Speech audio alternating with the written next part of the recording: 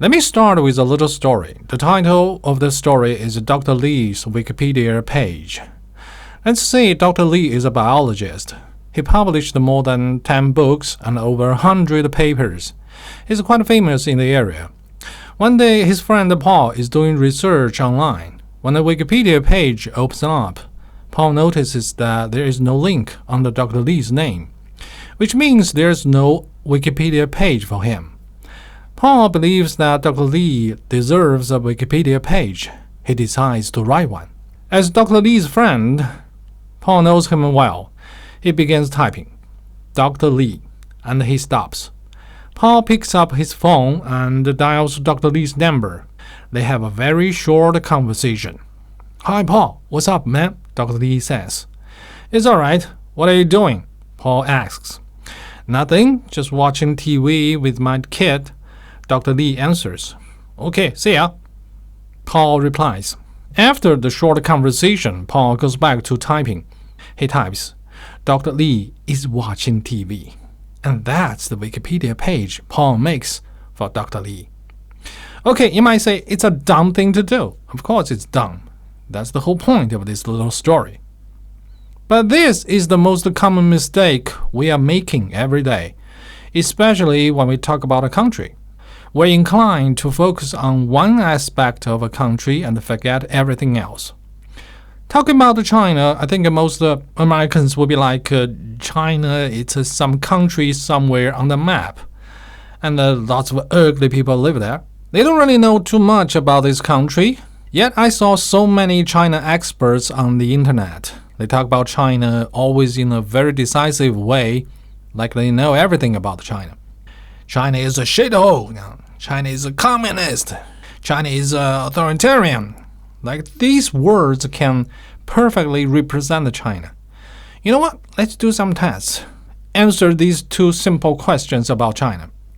Question 1. What's the difference between People's Republic of China and the Republic of China? Question 2. Which dynasty is earlier, the Qing dynasty or the Qing dynasty? If you can answer these questions with confidence, you must stop pretending you are an expert on China. The fact is, China right now is the most misunderstood country in the world. Inside China, as I mentioned in the first chapter, the information of the Western world was overwhelmingly positive for 40 years. But outside China, it was the opposite. The information from China was overwhelmingly negative for at least 40 years. So misunderstanding were also overwhelming. Among all the misunderstandings, the most common one is that China is communist. So I strongly suggest that the first thing about China you must get rid of from your head immediately is communism. Because China was never communist. China isn't communist. And China will never be communist. Communism is just an idea. It has never been realized yet. So do yourself a favor, watch a video about communism.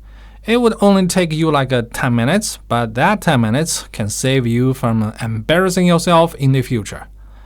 China is a socialist, you might say. Well, now we are cooking. At least you are saying something closer to the reality, but unfortunately, no, China is not a socialist. Even during 1970s, when the socialism peaked in China, China wasn't pure socialist. Black market had never completely died out in China.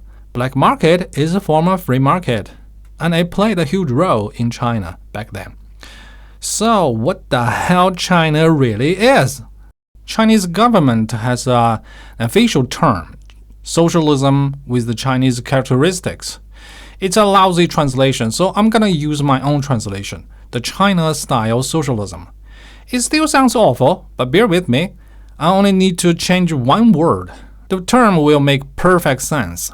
I'm gonna change socialism into system, the China-style system. It's a system with some unique features that only China has. You can use this term for all the other countries, like the US-style system, the Germany-style system, etc. Every country is unique because every country is a mix of many ingredients. So let's see what's inside the China-style system and the US-style system. The Chinese government has control of many corporations. So I'm going to say lots of socialism. Let's say 10% of socialism. Okay, before we move on, I should remind you that the numbers I'm going to show you here are not supposed to be accurate. They're here just for demonstration. I'm only trying to make a point here. Feel free to make your own pies with more accurate numbers and more ingredients. Okay, let's move on. There are also lots of private corporations and companies.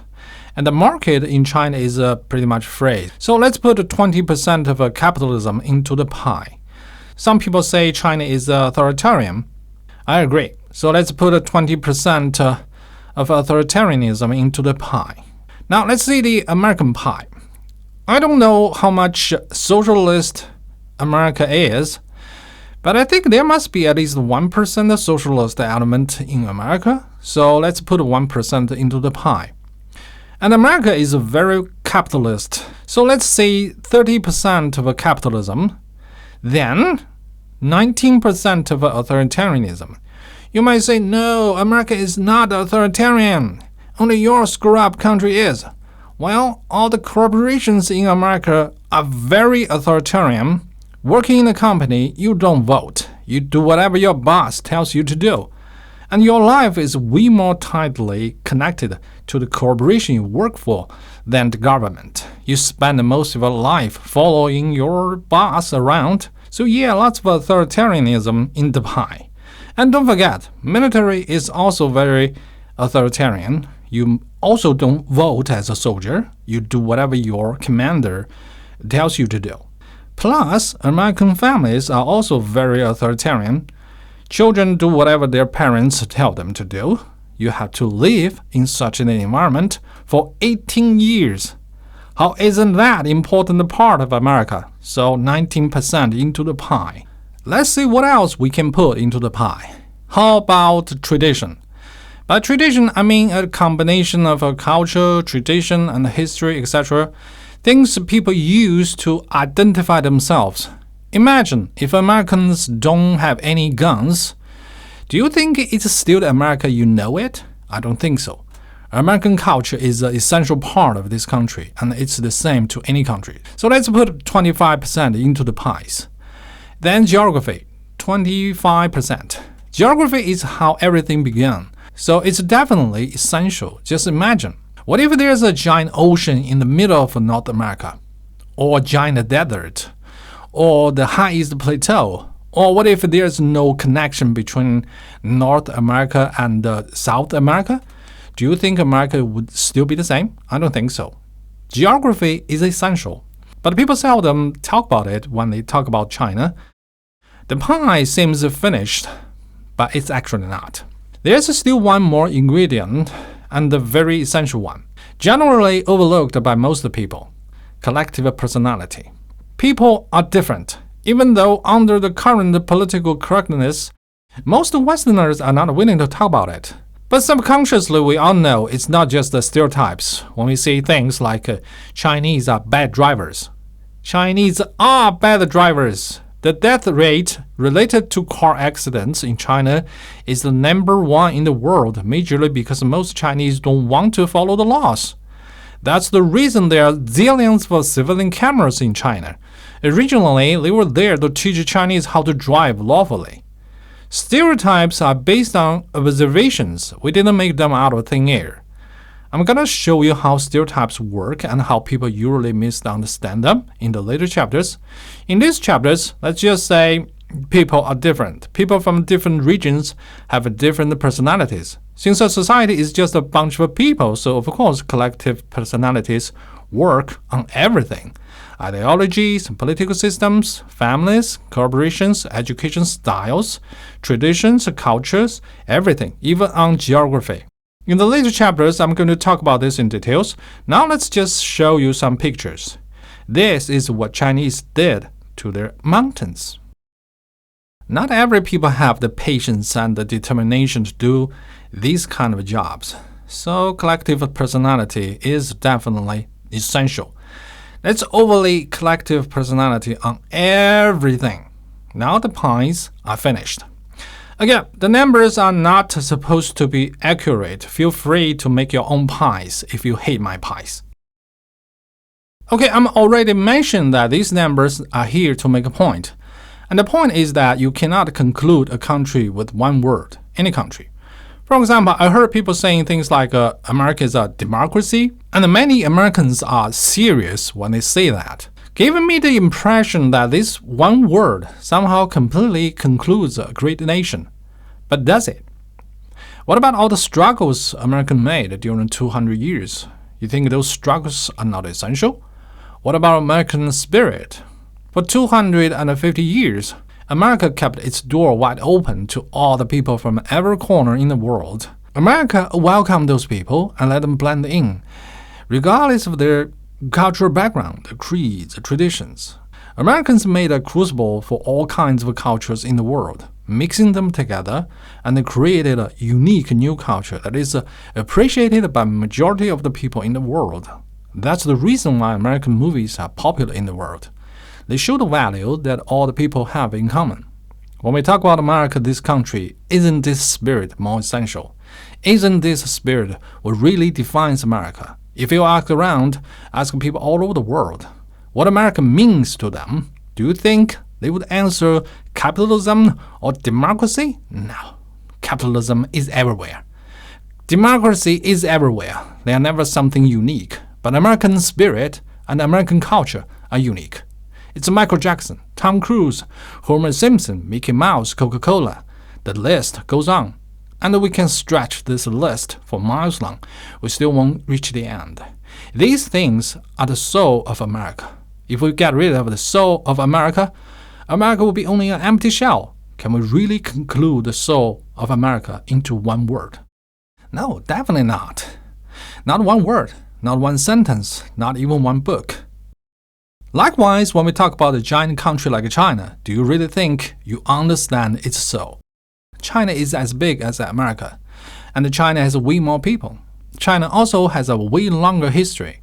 China actually is the only country that has been enormous in territory and population for thousands of years consistently. You don't see this kind of consistency in any other country. That's why 1.4 billion people inside this country not only share a national identity, they share much, much more. From the north to the south, from the east to the west, most time this giant territory has been highly unified. Millions of people, then tens of millions, then hundreds of millions, then over 1 billion people live here in peace and prosperity. For thousands of years, they released their talents by creating, inventing, and building. They developed a culture that is so rich and powerful that it remained almost intact after China was completely conquered and ruled by outsiders twice in the Yuan dynasty and the Qing dynasty, respectively. Put these two dynasties together, it was over 317 years, longer than the entire American history. Yet Chinese culture lived on and maintained its consistency. Chinese writing system, Confucianism, Taoism, Chinese painting, poetry, language, centralized political system, Zen Buddhism, family value, Chinese education style, chopsticks, Chinese food, and the Chinese New Year all lived on.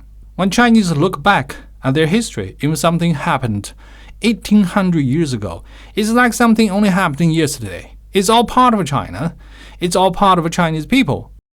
For thousands of years, all the struggles, sacrifices, happiness, prosperities, sufferings, atrocities were deeply baked in Chinese culture. Chinese people look for lessons in their history. Chinese people also look for hopes in their history.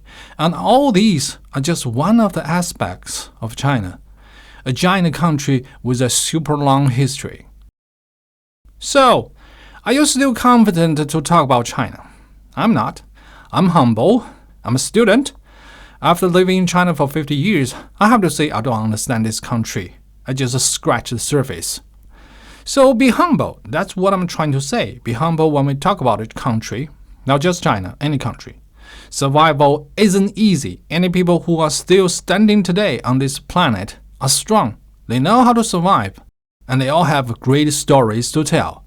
So let's see one of them. This is the Korea Peninsula, and there is something special about it. Korean Peninsula only has one neighbor. Actually, it has two nowadays, but one of them only shares a tiny border with this peninsula, so it's not really important. Let's forget about it for now. Okay, one neighbor. What is this neighbor? Let's see its full map. Wow, this thing is huge. What the hell is this thing? Let's zoom out a little bit more. Okay, now we see it. It's China, one of the biggest countries in the world. Just look at the sizes of China and its tiny peninsula. How the people on this peninsula survived for thousands of years next to this giant monster. The current map is a little misleading. China wasn't always this big, and shared a border with the Korean Peninsula. If you want to see what really happened for thousands of years, there are videos on YouTube. You will see that many different people emerged and disappeared in East Asia. But against all the odds, Korean people stood on their land for thousands of years. They are one of the few survivors, actually only three: Chinese, Mongolians, and Koreans. All the other people either moved away, died out, or merged into China. Nowadays, Koreans remain their independence. They have their own writing system, language, culture, tradition, etc. They know how to survive and prosper. South Korea, this tiny country, produced lots of famous brands. Just look at them. North Korea, zero famous brand, but they have nuclear bombs, so yeah, think about that. I'm afraid I probably didn't deliver an answer to the question what China really is. I probably made you even more confused. But if you can at least stop thinking that China is a communist, that'll be a great success for this chapter. At the end of this chapter, if you still really want a single word to describe China, I have a suggestion. I searched the English vocabulary and I found one word, and the word is change. This is the only word that can conclude China without a mistake. China is change. Actually, you can see that for all the countries in the world, like America is a change, Italy is change, Brazil is change, because everything indeed is changing constantly. So keep up.